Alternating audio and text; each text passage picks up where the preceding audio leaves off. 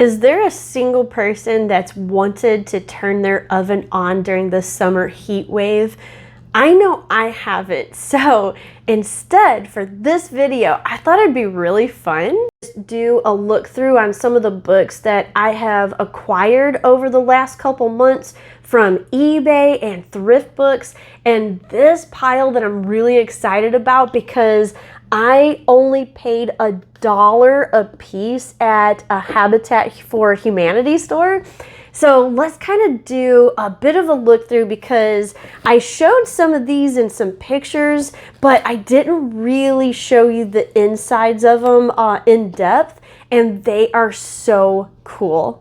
So I'm going to show you the haul that I got, and bear in mind all of these cookbooks cost me between $1 to $5 a piece with free shipping. So let's go ahead and get started because we've got some really cool treasures in here. So I thought we'd start with the vegetarian and vegan pile. They range from 1942, this is the 1948 reprint, all the way to 2007. I picked these up from eBay and Thriftbooks. All of them were about $4 to $5 free shipping. Let's start with our oldest one first. This one, obviously it's the cover that caught my eye. I love the font on this one, and I also love the little illustration. It's minimal, but it's also really pretty. On the inside, you can see that they're already kind of starting to use that language of starting a new age. Wait, hold on. Inside, he gives his religious reasons for why he turned to vegetarianism. And all the recipes in this one look fairly simple with limited ingredients. So I'm really excited to try this one and just see what it's going to taste like. But we also have desserts and cookies in here. You can see we've got 2 different kinds of tofu cake. That one might be something fun to try. And then something called naturopathic cake. So that one might be a bit of an experiment too. But this one looks pretty standard. You know, you've got your salads, you've got your dressings, entrees. Nothing looks too, out there or too hard to make. So I think this would be a fun one to look through and just see what vegetarianism kind of tasted and looked like in the early 40s. This one caught my eye on eBay mostly because it was kind of connected to yoga and vegetarianism, and it looked 70s to me, and I thought that would be something really fun to grab. You can see it is 1978. So we're getting into the end of the decade, and a lot of this stuff looks really good, and I was pleasantly surprised by this one because this one is actually a collection of recipes from a chain of restaurants that was started by this Yogi Bhajan. It was the Golden Temple vegetarian restaurants. So it would be fun to look those up and see if any of them are still going and, try some of the recipes from them. And it will actually tell you, like here, for instance, what restaurant location this particular recipe came from. So I think that's really cool. But the front cover promises that there's going to be tons of cuisine from all of these different nationalities, and it does deliver. So you've got some quesadillas, you've got tostadas, and you've got Italian dishes, you've even got cornbread. So there's a lot going on in this cookbook, something that would be really fun to pull some dishes from. We may actually have to do a full day of eating out of this one like we did with the Rosicrucian cookbook because there's just so many to choose from. I don't even know how I would choose just one. So that's going to be a fun one to deep dive into. Now this one, I was so excited to get this one when I saw it on Thriftbooks. You can see it retailed for $12.95. I paid a lot less than that, but this is actually a cookbook from a vegetarian restaurant that was started in London.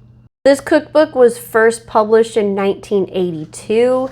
And I absolutely adore the illustrations throughout this cookbook. That's one of the things that actually grabbed me. You do have some color plates in here, which I think is really cool, and has that late 70s, early 80s look to it, which is so fun. But this is what I really love this cookbook for.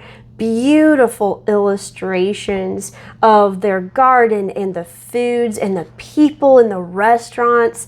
I think that is so fun, and just what a really homey and cozy thing to add to the cookbook.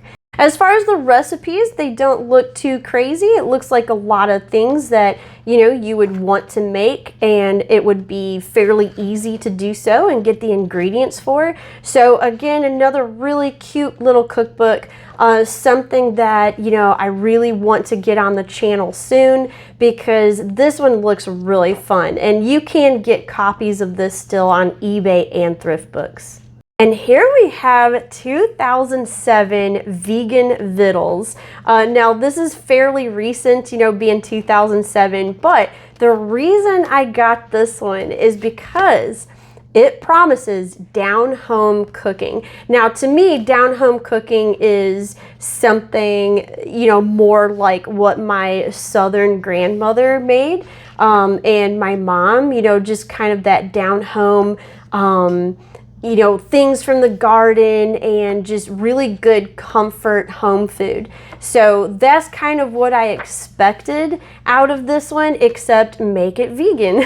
So, you know, we'll have to look through this and see if it actually lives up to its down home name.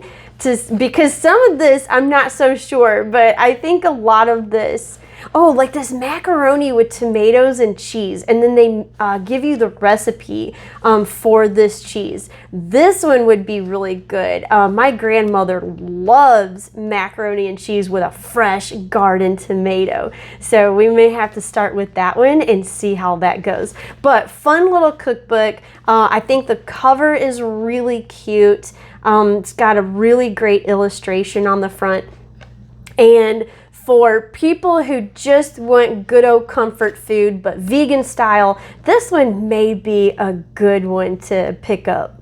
Now this one, I will be honest, I'm a little bit disappointed in. This is World Vegetarianism. The eBay seller that I bought this from showed the cookbook with the cover, but instead I got this one without the dust jacket, and I will put hopefully a picture of it here so you can see what it would have looked like and why I picked it up, because the cover looked really cool, and that's actually what caught my eye. So I'm disappointed that I got a copy, you know, that's just plain. This was published in 1999, and it's got some really interesting recipes in this one, like bean curd veggie burgers. And you can see it will tell you what country they got the recipe from. So you've got India, you've got Greece, you've got Korea, you've got Trinidad. I just love the idea of that, of picking up all these really good sounding recipes from all over the world and putting them in one cookbook. I think this is going to be a really fun one to get into. We got lots of hints and tips all throughout this to start your vegetarian lifestyle. We do have some color plates, so that's really good. This would just be a really good cookbook to travel around the world, sampling different vegetarian dishes. This is going to be a fun one to look through and cook through. We may have to try several different countries out of this one and just kind of pick out our favorites. But besides the dust jacket, you know, I'm still glad that I picked this one up because this has some really interesting things in it. Now, that was our vegan vegetarian pile, and now we're going to move into what I'm calling the natural foods pile, because it seems like every cookbook in this particular pile has the word natural in it somehow. Some of these are really fun, and I'm going to suspect that when you see them up close, you're going to want to go on eBay and pick them up for yourself. Now, all of these are natural foods, like I said, but that doesn't necessarily mean vegan or vegetarian. So a lot of these are going to have meat dishes in them. This one I bought because several reviews of this one all went on about how this is their favorite cookbook, that they've had it for decades. And some people bought second and even third copies of them as they used their copies so much they kind of fell apart. And so, you know, they started replacing them. First published in 1971, so you get that really great natural, you know, 70s hippie vibe to it, which is just my absolute favorite for a cookbook. And you do have a whole chapter on vegetarian dishes, but you also have meat and poultry and fish in this particular cookbook. But just look at how good all of this looks. You've got these great little illustrations all throughout. And just look at these recipes: carrot casserole, avocado burgers, barley lentil kasha. All of that sounds really good and very interesting. You have ways to eat dandelions. I mean, this is kind of a one-stop shop kind of cookbook. Baked honey turnips, that sounds really good. Baked tomatoes, I just love this. I love the look of it and the feel of it. It's just so reminiscent of the decade, and all these little illustrations just make this cookbook on a whole other level. Soya carob bread, I bet that's really interesting. So this is gonna be a really fun one to get into. Also, look at this cover. Look how fun and colorful and just kind of on the odd side it is. I love this. Now, this is also one that should have had a cover, but I got sent one without it, which is not my favorite thing to have happen, but you know, it's okay. I'll try to show you or find a picture of what it would have looked like with the dust jacket. But anyway, we've got the Natural Health Cookbook. This one was printed in 1995. And you have some really interesting recipes in this one too. It looks really good. I really love things with like mushrooms and these snow peas. That sounds like a really good combination. Just a lot of these sound really good. Doesn't look overly complicated. You know, these are recipes you can probably throw together fairly easy. Now, I didn't actually see any recipes that's got meat besides the seafood in this one, so it looks like this is pretty heavy on veggies, grains, and beans with just a sprinkling of seafood. So, you know, this is something that as a vegetarian, you may actually want to look into because it's got some cool stuff in there. Now here's a fun little paperback that was only $2.95 when it first came out. This was in 1961. So we have the Natural Foods Cookbook. And of course it was the cover that caught my eye because I love the little illustrative look of it. Now there's no pictures in this one, but it is jam-packed with recipes. There are hundreds and hundreds of recipes in here. Basically 4 or 5, gosh, I think even more than that on some pages, but like 4 to 5 recipes on every page. So you're getting a lot for your money on this one. This is not vegetarian or vegan, as you can see here, but it's just basically a call to use more natural whole foods, and even has recipes on how to make your own, like cream cheese and that kind of thing. So looking forward to trying this one because it actually came highly recommended. And now in this pile, I think out of that whole pile, these two might be my favorites.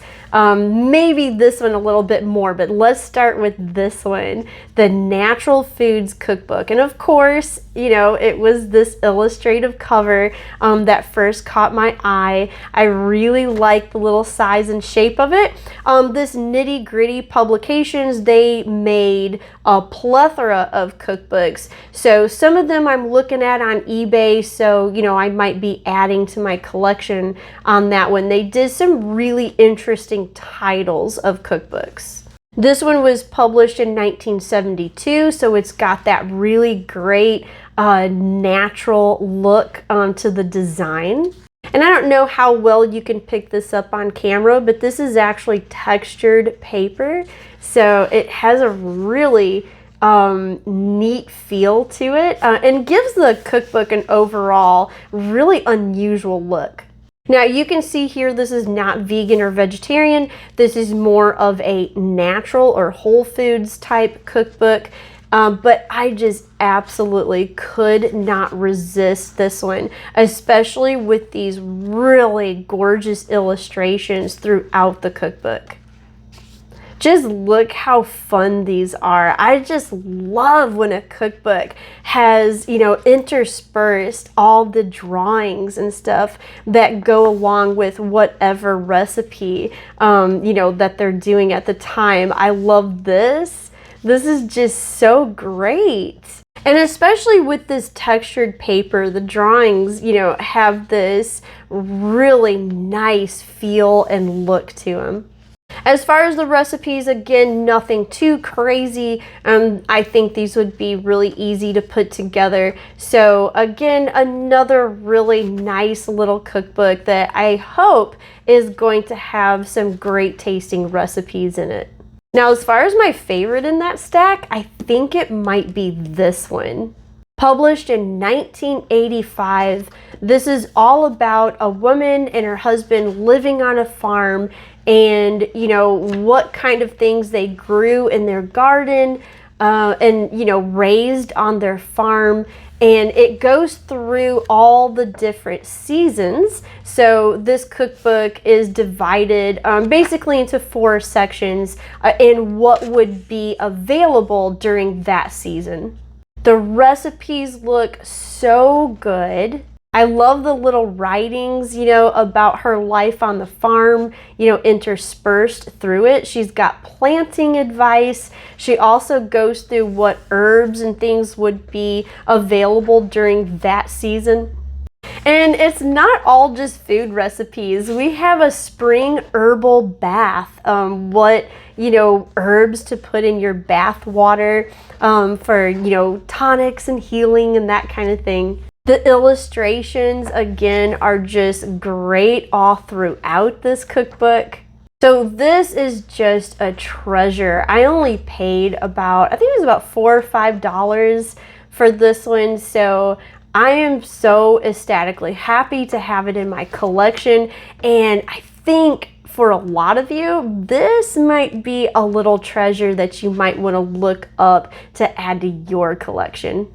And now we come to the last little pile I have. This one I'm really excited about because, like I said earlier, I only paid $1 for each one of these cookbooks at a Habitat for Humanity restore. So to me, that is just like picking up treasures for next to nothing. So let's go ahead and take a look because some of these I suspect you'll want to pick up also. Let's start with one that I think a lot of you will already be familiar with, and that's Molly Katzen's Vegetable Heaven. If you've watched this channel for a while, you'll know that I have several of her cookbooks. I have cooked from a lot of her cookbooks for 20 years, maybe a little bit longer than that. And so I really love her recipes. They're usually not too complicated, but they're, you know, really good tasting. So this one is going to be more of the same. Good tasting recipes that aren't hard to do, that really make vegetarian food filling and tasty. Now this one I almost didn't pick up until I started really looking through it. This was published in 2019, so pretty recent. This is all about this animal sanctuary that takes in animals that might have been injured, deformed in some way, unwanted, abused, and they take them in and they let them have a beautiful and full life on this gorgeous sanctuary. This just has a lot of really good looking recipes to it. You've got some sandwiches, you've got a lot going on here. Good looking soups, good dishes that uses mushrooms and tofu, and just lots of good filling foods. So glad I went ahead and picked this one up. I think this is going to be a fun one to have on the channel. Now this one's a little bit different. You can see this is an autographed copy. And when I flipped through, yes, he did sign this one. So I thought that was really fun. And I actually have eaten several garden burgers in my time when I was working at a health food store. So I was pretty interested in this one. Now, this is a little bit of a different cookbook because the first half of it kind of goes into his story, why he developed the garden burger, and why you should be vegetarian. He goes into lots of different reasons for why it's more healthy and that kind of thing. So, you know, you're not getting a ton of recipes. You can see it kind of, you know, the recipes start halfway through the book, but the recipes that were in here looked really good and, you know, was something that, yeah, I would, you know, really want to try this. So for $1, I got an autographed cookbook from the maker of Garden Burger. I thought that was really cool and something that I think, you know, you guys would want to see on the channel to see, you know, what kind of recipes, what kind of other recipes did he come up with.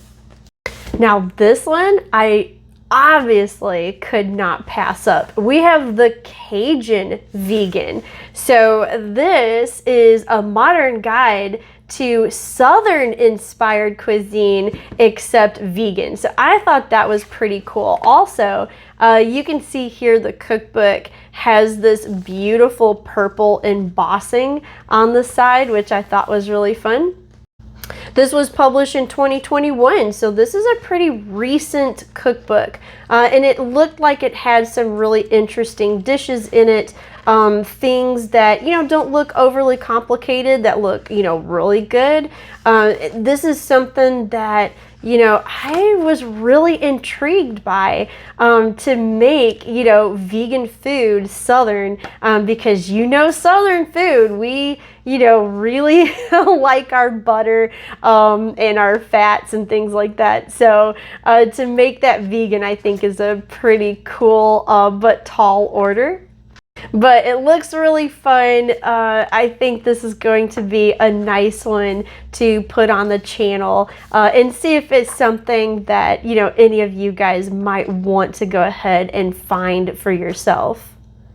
And this is a departure because it's not vegan or vegetarian, but it was a fun little cookbook because this is Colorado's most popular restaurants. So you can go through here and you can see that all the restaurants, or all the gourmet restaurants, I should say, in Colorado gave up one of their recipes to put in this cookbook. It would be really fun to see if a lot of these restaurants are still in business.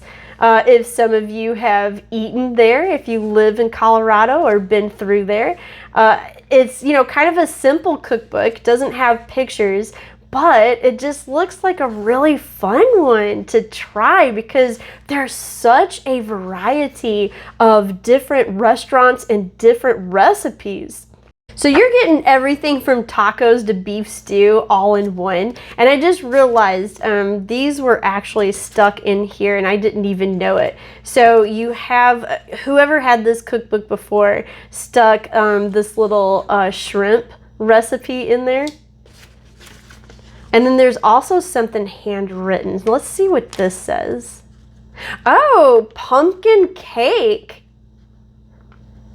Okay, that sounds good. We may have to put this on here in the fall and see what pumpkin cake would taste like. So that's always a really fun bonus when you find handwritten recipes in used cookbooks. I love that.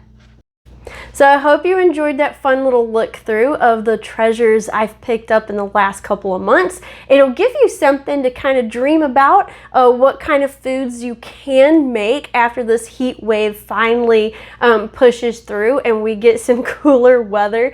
And if you want to see any of these cookbooks in particular, let me know in the comment section below what one you want me to kind of put towards the front so we can, you know, get that look through as soon as possible. And what's some cookbooks that you might actually be, you know, looking on eBay and Thriftbooks for yourself because you think it looks really interesting. So let me know in the comments below. Thanks for watching this episode. I will see you in the next one where we will actually cook something because I think our temperatures are finally gonna break, and I will see you then. So have a great day and I'll see you later. Bye.